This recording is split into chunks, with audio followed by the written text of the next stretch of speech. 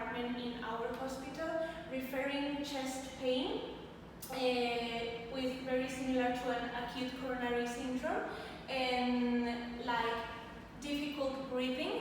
So we made her an electrocardiogram, which was very similar to a real myocardial infarction. And what could be the diagnosis? We could think that it could be a heart attack or an acute coronary syndrome, but we were not sure about it. So we sent the patient to another test, and she also told us that she had lost both of her parents a month before, which could be not an important thing, but it is an important thing in this case.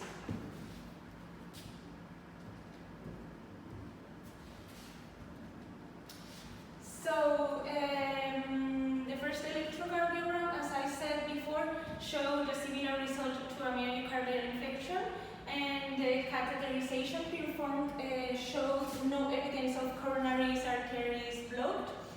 The blood test showed a small rise in cardiac biomarkers, and finally we made her an echocardiogram that showed a non-contraction of the left ventricle, not a well contraction, not a properly contraction, I mean.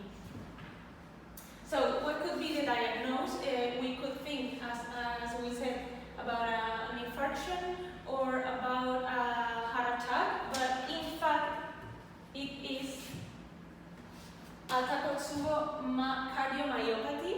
Takotsubo cardiomyopathy was first described in 1990 in Japan, and it is a syndrome that affects the left ventricle of the heart, which has a shape of an octopus trap, as we can see in the image.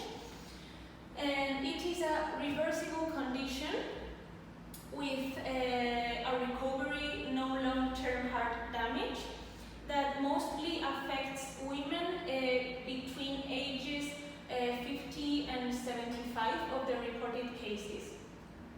So as I already said before, the left ventricle is affected by the release of catecholamines and adrenaline in a situation of stress. So stress-induced factors are the clue here, as for example a severe pain, a financial loss, or a fierce argument, or unexpected loss, as in the case of our patient, who had already lost both of her parents. And here we have a real image of the left ventricle that adopts the shape of an octopus trap. And finally, the patient is totally perfect. She recovered with her cardiovascular function to normal after a few days with no consequences. So we can conclude with